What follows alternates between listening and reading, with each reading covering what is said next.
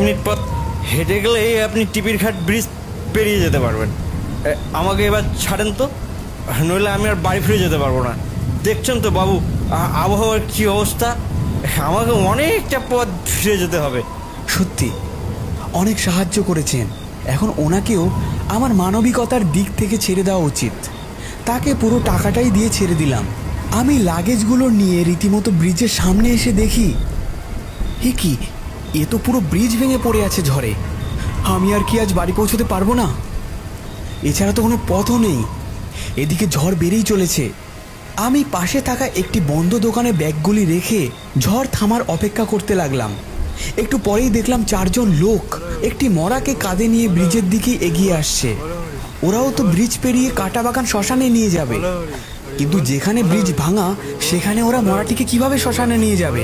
তারা দেখলাম ব্রিজের সামনে এসে মরাটাকে রেখে আমার দিকেই এগিয়ে আসছে।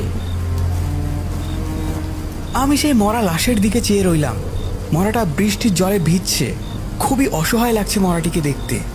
মরা হাতির দাম যেমন লাখ টাকা থাকে, মৃত মানুষ শুধু একটা বোঝাই মাত্র পৃথিবীর বুকে। সেটা হয়তো কোনো কিছুর সাথেই তুলনা করা যায় না। তাই হয়তো মানুষগুলিকে মাটির সাথে মিশে যেতে হয় অথবা পুড়ে যেতে হয়। আরে দাদা, একটু সাইড দিন না।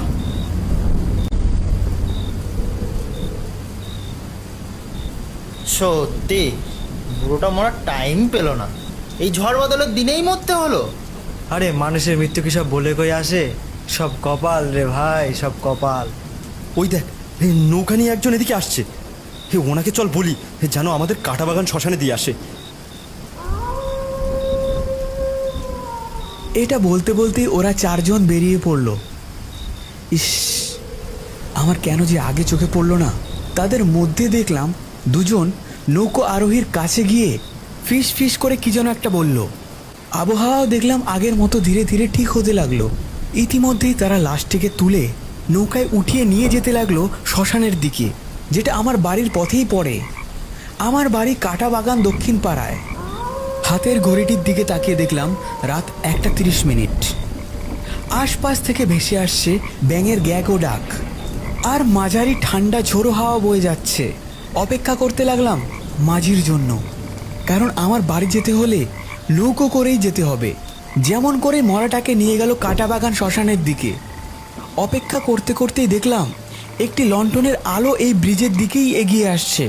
যেহেতু আকাশ ভেদ করে একটু চাঁদের আলো ছোঁয়া দিয়েছে, সেহেতু দেখে বুঝতে দেরি হলো না যে নৌকো আরোহীই আসছে।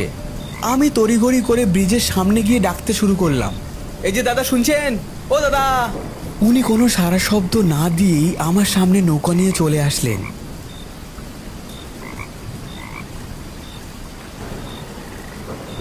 বলছিলাম, কাঁটাবাগান দক্ষিণ পাড়ায় আমার বাড়ি, ব্রিজের ওপাশে। আমাকে একটু নামিয়ে দিয়ে আসতে পারবেন? এখান থেকে মাত্র 15 মিনিটেরই পথ। আপনাকে 200 টাকা দিতে পারবো। বলা মাত্রই হালকা ঝোড়ো বাতাস বয়ে গেল আমাদের মধ্যে দিয়ে, এবং তার মুখে থাকা গামছাটা সরে যেতেই দেখলাম উস্কো খুস্কো 60 থেকে 65 বছর বয়সের একজন লোক। না গো বাবু, আমি অত সস্তার মাঝি নই। আমারে দেখে কি তাই মনে হচ্ছে? আমি একজন শিকারী, শিকার করতে বেরিয়েছি। লোকটার কথা সত্যি আমায় চিন্তা ভাবনার মধ্যে ফেলে দিল। ওনার মাথা ঠিক আছে তো, নাকি ইনিও ভ্যানওয়ালার মতো ভুল জল খেয়ে ভুল বকছেন? যাই হোক, এখন ইনিই একমাত্র আমার সম্বল। দয়া করুন আমার উপরে, আমি খুব বিপদে আছি। দয়া করে আমাকে ওই কাঁটাবাগান ব্রিজ অবধি নামিয়ে দিন, তারপর আমি চলে যেতে পারবো। আমাকে একটু দয়া করে এই বিপদ থেকে রক্ষা করুন না চাচা। বিপদ?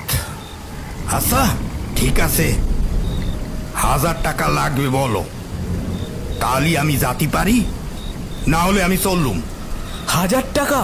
চাচা, বিপদে পড়েছি বলে এমন দাবি করছেন? ওপরওয়ালা সব দেখছে, এমন করবেন না। ওপরওয়ালা? ওপরওয়ালাই তো আমারে পাঠিয়েছে। 1000 টাকা তো সেই নিতে বলেছে আমারে। যাই হোক, উঠে পড়ুন, আমার আবার তাড়া আছে। আমার বিবি যান না খেয়ে আমার জন্য পথ চেয়ে আছে। আমি তার কথা মতোই তাড়াহুড়ো করে হাতে থাকা ট্রলি ব্যাগ ও মাছের ক্যারি ব্যাগটি নিয়ে উঠে পড়লাম নৌকোতে। দেখলাম আমার হাতে থাকা ক্যারি ব্যাগ ছিঁড়ে মাছের মাথা বেরিয়ে এসেছে। মাছের ব্যাগটি একপাশে রেখে আমি নৌকোয় বসলাম এবং নৌকো আরোহী নৌকো টানা শুরু করলো আমার বাড়ির উদ্দেশ্যে। পথে যেতে যেতে এক অনবদ্য দৃশ্য আমার চোখে ভেসে উঠল। সেই কাঁটাবাগান শ্মশানের সামনে দিয়ে যেতেই দাউ দাউ করে জ্বলছে সেই মৃত লাশটি। যেহেতু শ্মশানের গা বেয়ে নদী বইছে, তাই আমরা তার সামনে যেতে স্পষ্টভাবে দেখলাম সেই মরা মানুষটির চামড়া গলে গিয়ে হাড় বেরিয়ে আসা মাথার খুলিটি আমার দিকেই চেয়ে রয়েছে। আমি কিছুতেই চোখ ফেরাতে পারছিলাম না। কোনো মরাকে এইভাবে পুড়তে আমি আগে কখনো দেখিনি। হঠাৎই দেখলাম সেই মরাটি তার গায়ের ওপর জ্বলন্ত কাঠ ভেদ করে জেগে উঠেছে। আরে আরে এত ভয় পাওয়ার কি আছে? থামুন, সত্যি আপনি আজব মশাই। জ্বলন্ত চিতার পাশে থাকা একটি লোক বাঁশ দিয়ে বাড়ি মারল মরাটির গায়ে এবং সাথে সাথেই দেখলাম মরাটি আবার জ্বলন্ত কাঠ ভেদ করে নিচের দিকে নেমে গেছে। সত্যি এক আজব ভয়ঙ্কর দৃশ্যের সম্মুখীন হলাম আজ। তারপর কাঁটাবাগান শ্মশান পার করে যেতেই একটি স্থলপথের পাশে এসে দাঁড় করালো নৌকাটি। বাবু, যদি কিছু মনে না করেন একটা কথা বলবো? হ্যাঁ বলুন। আমার বিবিজানটা না খেয়ে বসে আছে আমার জন্যে। আপনারে বাড়ি দিয়ে আসতে আমার অনেক দেরি হয়ে যাবে।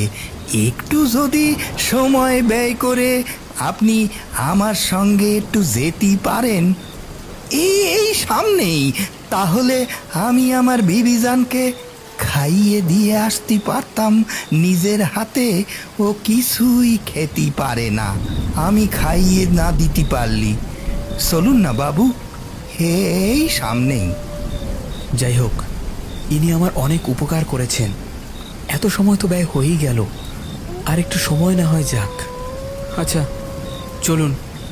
লোকটি নৌকার গতিপথটি উল্টো দিকে নিয়ে যেতে লাগলো। বেশি পথ যেতে পারিনি। কিছুক্ষণের মধ্যেই নদীর পাশ থেকে কিছু শেয়াল ডাকাডাকি শুরু করেছে।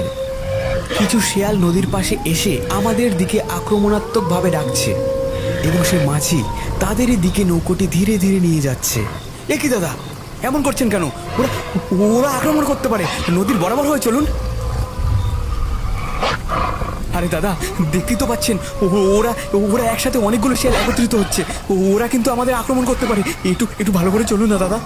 আমার কথায় কোনো কানই দিল না সে, উল্টে আমাকে ধমক দিয়ে বলল, আরে বাবু, দেখে তো মনে হয় 30 বছর বয়স।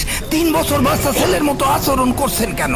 হঠাৎ তার পাশ থেকে একটি বড় কোচ হাতে নিয়েই ঘুরিয়ে আক্রমণাত্মক শিয়ালের দিকে ছুঁড়ে মারল। কোচটি গিয়ে শিয়ালটির বুকের পাঁজরে গেঁথে গেল এবং পাশে থাকা শিয়ালের পালেরা সেটি দেখে ভয়ে বাগানের মধ্যে ঢুকে গেল। লোকটি নৌকা থেকে ঝাঁপিয়ে পড়ে এগিয়ে গেল আহত শিয়ালের দিকে। তারপর শিয়ালের পাঁজরে গেঁথে থাকা কোচটি আরও জোরে চাপ দিয়ে গেঁথে দিল তার দেহের এপার ওপার। ছটপট করতে করতে শিয়ালটি মৃতপ্রায় অবস্থায় পড়ে রয়েছে। লোকটি কোচটি বার করে দূরে থাকা শিয়ালগুলির দিকে দৌড়ে গেল। পুরো ঘটনাটি আমার চোখের সামনে ঘটছে। ঘটনাটি আমার স্বপ্নে দেখা সবথেকে ভয়ঙ্কর ঘটনাগুলির থেকেও ভয়ঙ্কর লাগছে। কিন্তু এটা যে কোনো স্বপ্ন নয়, বাস্তব রূপে রূপান্তরিত হয়েছে এবং সেটা আমার চোখের সামনেই বিদ্যমান। লোকটি আবার এসে মৃতপ্রায় শিয়ালটিকে বারবার কোচ দিয়ে আক্রমণ করে যাচ্ছে। লোকটির মুখের দিকে তাকিয়ে দেখলাম কোন এক প্রতিশোধের আগুন ফুটে উঠেছে তার চোখে মুখে। ওরা তো সামান্য একটা জীব মাত্র, ওদের সাথে আবার কিসের প্রতিশোধ? ধীরে ধীরে শিয়ালটি নড়াচড়া বন্ধ করে দিয়েছে। তারপর শিয়ালটির 2 ঠ্যাং ধরে নৌকার দিকে ছুঁড়ে মারল লোকটি। লোকটি নৌকায় উঠে পড়ার পর আমি তাকে জিজ্ঞেস করলাম, কি দাদা, আপনি মারলেন কেন? আর মেরেও নৌকা উড়ালেন কেন? বাবু, আমি না মারলে ওরা যে আমাদের মেরে ফেলতো। আর আমি তো আগেই বলেছি আমি একজন শিকারী। সে তো ঠিকই আছে, কিন্তু আপনি নৌকায় তুললেন কেন? এদের মাংস খাবো বলে। এদের না খেলে এরা যে আমাদের খেয়ে ফেলতো। শিয়ালের মাংস? অনেক মূল্যবান জিনিস, অনেক সুস্বাদু, অনেক দামি জিনিসও আমাদের কাছে। বাবু, আমরা গরিব মানুষ, আমাদের অত টাকা নেই যে দোকানে গিয়ে মাংস কিনে খাবো। আর এগুলো তো বাজারে বিক্রিও হয় না, এভাবেই মেরে খেতে হয়। না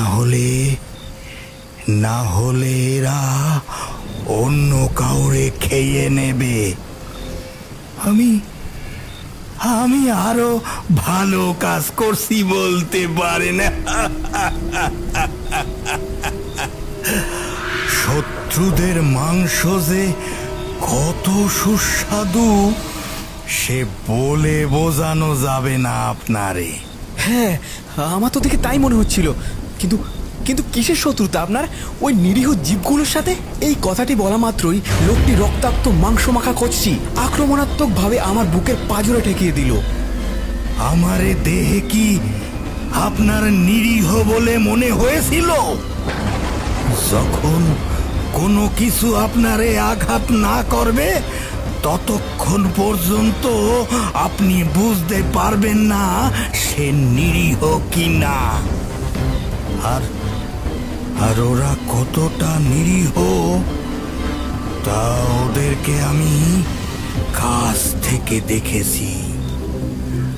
আপনারে যদি একা ছেড়ে দেয়া হতো তাহলে বুঝতে পারতেন ওরা কতটা নিরীহ। ওরা নিরীহ না। আচ্ছা আচ্ছা আচ্ছা আচ্ছা আচ্ছা ঠিক আছে, এটা সরান, আমায় মাফ করুন। তাড়াতাড়ি চলুন, আপনার স্ত্রী আপনার জন্য অপেক্ষা করছে তো। ওনার স্ত্রীর কথা বলাতে উনি শান্ত হয়ে গেলেন। তারপর আবার পুনরায় নৌকা চালানো শুরু করলেন।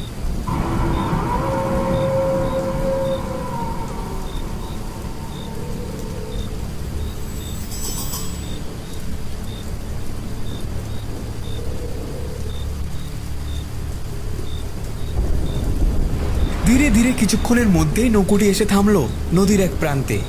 বাবু, এই আমার ঘর।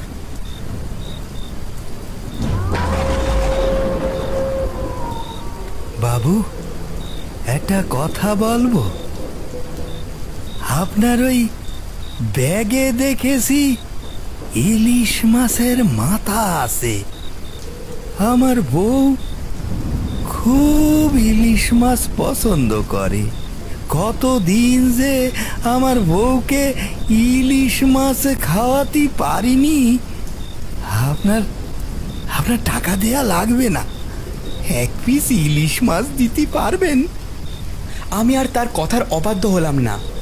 কথা না বাড়িয়ে একটা ইলিশ মাছ তুলে দিলাম। আমারই ভালো হলো, 1000 টাকার জায়গায় 400 টাকার ইলিশ মাছ দিয়েই মিটে যাচ্ছে, আর ওনার ইচ্ছেটাও পূরণ হচ্ছে। এটাই উত্তম।